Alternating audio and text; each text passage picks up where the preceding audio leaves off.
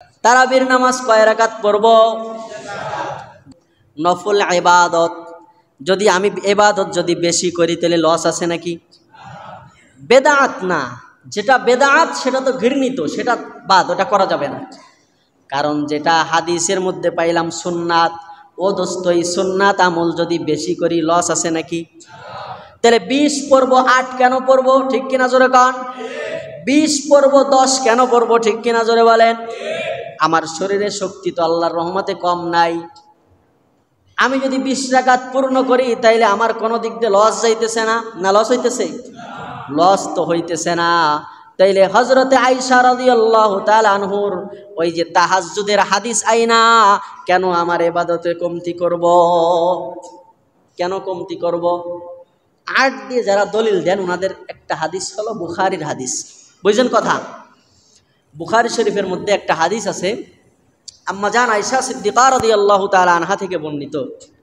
ওনার কাছে সাহাবা একরাম গেছে, যা বলছে, ইয়া আম্মি, হে আমাদের আম্মা জান, আল্লাহর নবীর রাতের আমল কেমন ছিল? রাতের আমল কেমন ছিল? রাত্রেবেলা তিনি কেমন ইবাদত করতেন? তখন আমি হাদিসের ইবারত পড়তেছি না, শুধু তরজমা শোনাইতেছি। তখন আল্লাহর নবী সাল্লাল্লাহু আলাইহি সাল্লামের স্ত্রী আমাদের আম্মা জান আম্মা আয়েশা রাদিয়াল্লাহু তাআলা আনহা ওই সাহাবীদেরকে বললেন যে আল্লাহর নবী সাল্লাল্লাহু আলাইহি সাল্লামের রাতের আমল হচ্ছে রমজান এবং রমজানের বাহিরে, কথা মুখস্থ করেন, রমজান এবং রমজানের বাহিরে রাত্রে 11 রাকাত পড়তেন। রাত্রে কয় রাকাত পড়তেন? এশারের নামাজের পরে আর ফজরের নামাজের আগে, অর্থাৎ কিয়ামুল লাইল। ইমাম বুখারী রহমতুল্লাহ আলাইহি যেই হাদিসটা এনেছেন এটা হলো কিয়ামুল লাইল, তাহাজ্জুদের হাদিস। যে আম্মা আয়েশা রাদিয়াল্লাহু তাআলা আনহা বললেন যে সাহাবীরা, আল্লাহর নবীর রাতের আমল হচ্ছে, আমি দেখেছি যে তিনি রাতের বেলা রমজানে এবং রমজানের বাহিরে, কথা বুঝছেন, রমজানে এবং রমজানের বাহিরে 11 রাকাত পড়তেন। কত রাকাত? 11 রাকাত পড়তেন। তার মধ্যে 8 রাকাত হলো তিনি তাহাজ্জুদ পড়তেন। 8 রাকাত কি? 8 রাকাত আমার নবী তাহাজ্জুদ পড়তেন, আর 3 রাকাত হলো বিতির পড়তেন। 3 রাকাত কি পড়তেন? বিতির পড়তেন।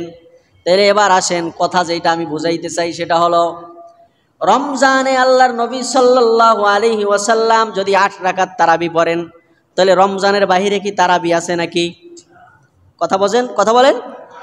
রমজানে আল্লাহর নবী 8 রাকাত তারাবি যদি ধরে নিলাম, এই হাদিস 8 রাকাত তারাবির প্রমাণ, তাহলে রমজানে বুঝলাম 8 রাকাত তারাবি পড়তেন, তাহলে রমজানের বাহিরে যে 8 রাকাত পড়তেন কি পড়তেন? আরে বুঝেন না কথা? তাহলে রমজানের ভিতরেও 8 রাকাত যেটা, এটা তাহাজ্জুদ, আবার রমজানের বাহিরেও তাহাজ্জুদ। কারণ সারা বছর রমজান এবং রমজানের বাহিরেও তাহাজ্জুদ পড়া যায় কি যায় না? আছে না নাই? তাইলে বোঝা গেল এইটারটাই না, এই হাদিসকে টানা হেসরা কইরা তারাবির জন্য দাঁড় করানো এটা সমচিন নয়, ঠিক কিনা? এই জন্য দোস্ত তারাবির জন্য আলাদা হাদিসই আছে। তবে আর একটা বিষয় বলি, যারা বলেন 8 রাকাত তারাবি হাদিস দিয়ে দলিল দেন, তাদের কাছে আমি জানতে চাই, ও দোস্ত আপনি এমন সহি একটা হাদিস দেখান যে আল্লাহর নবী সাল্লাল্লাহু আলাইহি ওয়াসাল্লাম মসজিদে নববীতে সাহাবা একরামকে নিয়া 1 মাস লাগাতার 8 রাকাত বা জামাত তারাবি পড়াইছে। পারবেন না দেখাইতে? পারবেন না? আমি চ্যালেঞ্জ দিলাম। কারণ হলো আল্লাহর নবী যদি দীর্ঘ 1 মাস লাগাতার এভাবে তারাবির নামাজ জামাতের সাথে সাহাবীদেরকে নিয়ে পড়তেন, তাহলে তারাবি আমাদের জন্য সুন্নাত থাকতো না, তারাবি আমাদের জন্য ফরজ হয়ে যাইত। এটাও হাদিসের কিতাবে আছে। আল্লাহর নবী সাল্লাল্লাহু আলাইহি সাল্লাম প্রথম রমজানে তিনি দাঁড়াইলেন তারাবির নামাজের জন্য, সাহাবা একরাম আল্লাহর নবীর পিছনে পিছনে দাঁড়ায় গেলেন। এইভাবে করে দ্বিতীয় দিন আবার আল্লাহর নবী আসলেন, হুজরা থেকে বের হয়ে আসার পরে তারাবি পড়লেন, সাহাবীরাও দাঁড়ায় গেলেন। তৃতীয় দিন আল্লাহর নবী সাল্লাল্লাহু আলাইহি সাল্লাম আর বের হয় না হুজরা থেকে, আর আল্লাহর নবী আমার আপনার নবী বের হয় না। সাহাবা একরাম অপেক্ষা করতেছেন, কেউ আলাদা আলাদা পৃথক পৃথক নামাজ পড়ে তারাবি পড়তেছেন, কিয়ামুল লাইল করতেছেন, কিন্তু আল্লাহর নবী বের হয় না। বের হয় না তো হয় না, হয় না তো হয় না। আমার আপনার নবী একবারে ফজরের আজানের সময় বের হয়েছে। ফজরের সময় বের হয়ে সাহাবা একরামকে বলে, ও আমার সাহাবীরা, আমি জানি তোমরা আমার অপেক্ষায় অপেক্ষমান, আমি জানি তোমরা আমার পিছনে তারাবি পড়ার জন্য অপেক্ষা করতেছো, কিন্তু শোনো, বিগত 2 দিন যে আমি তোমাদেরকে পড়াইছি, তোমরা আমার পিছনে দাঁড়াইছো। ও আমার উম্মত, ও আমার সাহাবীরা, শোনো, আমি নবী হলাম শারে, আমি নবী হলাম শরীয়ত প্রণেতা, আমি নবী হলাম শরীয়ত প্রণেতা। আমি যেটা করি সেটা শরীয়তের দলিল হয়ে যায়। সুবহানাল্লাহ। আল্লাহ তাআলা যেটা করে সেটাও শরীয়তের দলিল, আল্লাহ যেটা বলে কোরআনে নাজিল করে। আবার কোন বিধান আমার আপনার নবীর মাধ্যমে আল্লাহ তাআলা উম্মতে মুহাম্মাদিরে দিয়ে দেয়।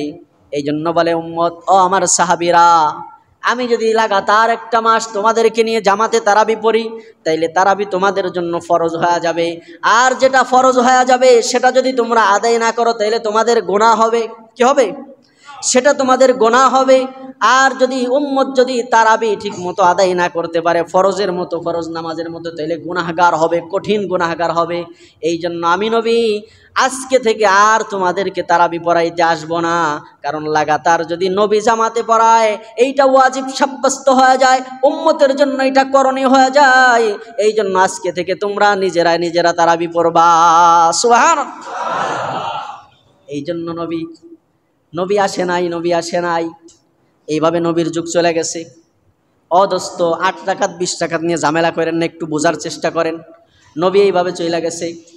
চলে যাওয়ার পর এরপরে হযরতে আবু বকর সিদ্দিক রাদিয়াল্লাহু তাআলা আনহুর জামানা আসছে, খলিফাতুল মুসলিমিন হযরতে আবু বকর সিদ্দিক রাদিয়াল্লাহু তাআলা আনহু। হযরতে আবু বকর খলিফাতুর রাসূল, উনি বলেন, নবী যেটা করে নাই আমি ওইটা করতে পারবো না। সুবহানাল্লাহ। একটু জোরে কর, একটু জোরে কর না সুবহানাল্লাহ। নকশে কদম আবু বকর চলেছে আল্লাহর নবীর, বলে আল্লাহর নবী তারাবি জামাতে পড়ে নাই, আমিও পারবো না, কারণ আল্লাহ যদি আমারে ধরে। আল্লাহু আকবার। কিন্তু নবীর চাহাত ছিল, নবীর দিলের চাওয়া ছিল, আহা, মসজিদে নববীতে যদি তারাবির জামাত হইতো কতই না ভালো হইতো। মসজিদে নববীতে যদি সাহাবায়ে কেরাম জামাতে তারাবি পড়তেন কতই না ভালো হইতো। কিন্তু এই চাহাত আবু বকর, উনি বলে যে না, নবী যেটা করে নাই আমি সেটা করব না। এই জন্য হয় নাই, আবু বকরের জামানায় হয় নাই। হযরতে ওমর রাদিয়াল্লাহু তাআলা আনহু, আবু বকরের ইন্তেকালের পর খলিফা হইছে, খলিফাতুল মুসলিমিন হযরতে ওমর রাদিয়াল্লাহু তাআলা আনহু। রমজান আসার পরে দেখে সাহাবায়ে কেরাম বিক্ষিপ্তভাবে মসজিদে নববীতে দাঁড়ায় ইবাদত করে। হযরতে ওমর চিন্তা করলেন, আহারে, আল্লাহর নবীর একটা দিলের তামান্না ছিল, সেইটা হলো সাহাবায়ে কেরাম যদি এক জামাতে তারাবি পড়তো তাইলে ভালো হইতো। কিন্তু নবী ফরজ হবে উম্মতের জন্য, এই জন্য এই দিলের তামান্নাটা পূরণ করে যাইতে পারে নাই। যার কারণে হযরতে ওমর রাদিয়াল্লাহু তাআলা আনহু, উবাই ইবনে কাব, সাহাবীর নাম হচ্ছে উবাই ইবনে কাব, যার তেলাওয়াত আল্লাহ তাআলা নবীরে শুনতে কইছে। সুবহানাল্লাহ। হাদিসের মধ্যে আসছে, আল্লাহর নবীর বলছে, ও আমার হাবিব, আপনি আপনার উবাই ইবনে কাবের তেলাওয়াত শোনেন, কারণ উবাই ইবনে কাবের তেলাওয়াত আমি আল্লাহর বড় ভালো লাগে। হযরতে ওমর উবাই ইবনে কাবরে ধরছে হাতটা ধইরা, মসজিদে নববীর মিম্বরের পাশে যে মুসাল্লা দাঁড় করায়া দিছে, দাঁড় করায়া দিয়া বলে, ও উবাই ইবনে কাব, আজকে থেকে তোমার ইমামতিতে মসজিদে নববীতে 20 রাকাত তারাবি হবে। জোরে কর আল্লাহু আকবার। আজকে তোমার ইমামতিতে আজকে থেকেই যে আমি ওমর চালু করে দিলাম। নি'মাল বিদআ। সাহাবায়ে কেরাম খলিফারা যেটা চালু করে এটা বেদাত হয় না। কেউ বলে ওমরি বেদাত, 20 রাকাত তারাবি জামাতে পড়া ওমরি বেদাত। ও দোস্ত, তোমার কি একটু খবর নাই যে আল্লাহর নবী হাদিসের মধ্যে বলেছেন, আমি প্রায় খুতবায় যেটা বলি, মাইয়াইস মিনকুম বাদি ফাসায়ারা ইখতিলাফান কাসীরা ফাআলাইকুম বিসুন্নতি ওয়া সুন্নাতিল খুলাফাইর রাশিদিনাল মাহদিয়িন তামাসসাকু বিহা ওয়া আযযু আলাইহা বিন নওয়াজিস। আমার আপনার নবী বলেছেন, অচিরেই ফিতনার জামানা চলে আসবে, যেই জামানায় মানুষ বিক্ষিপ্ত হয়ে যাবে, বিভিন্ন দলে বিভক্ত হয়ে যাবে। ও আমার উম্মত, তোমাদের জন্য আমি সুসংবাদ শোনাই, তোমরা আমার সুন্নাতকে আঁকড়ে ধরবা, আর আমার হেদায়েত প্রাপ্ত 4 খলিফার সুন্নাহকে আঁকড়ায়া ধরবা। তাহলে হযরতে ওমর যেটা চালু করে এটা বেদাত হইতে পারে না, ঠিক কিনা জোরে কন? ওমর যেইটা চালু করে এটা বেদাত হইতে পারে না। যে এটাকে বেদাত বলে সে কোনোদিন সাচ্চা মুমিন হতে পারে না। কারণ ওমর হলো এমন ওমর যার ব্যাপারে আল্লাহর নবী বলছে 2 নাম্বার জান্নাতি হলে তুমি।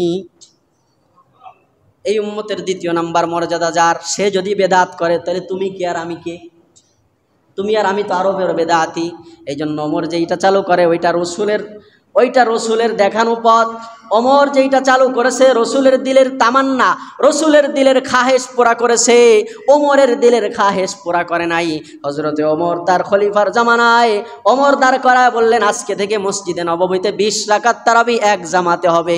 অদস্ত তুমি আর আমি না, সলিমুদ্দিন কলিমুদ্দিনা, হযরতে আবু বকরের মতো বাসা বাসা সাহাবী, হযরতে আব্দুল্লাহ ইবনে মাসউদের মতো বাসা বাসা সাহাবী, বড় বড় ফকিহ আর মুহাদ্দিস সাহাবী, আবু হুরায়রার মতো সাহাবী, সবাই ওইখানে উপস্থিত ছিল। কেউ ওমরকে বলে নাই যে ওমর, আল্লাহর নবী তো এটা চালু করে নাই, তুমি কেন চালু করলা? কারণ সব সাহাবী জানতেন আল্লাহর নবীর দিলের তামান্না ছিল রমজানুল মুবারকের রাত্রেবেলার এই ইবাদতটা জানি মসজিদে নববীতে জামাতের সাথে হয়।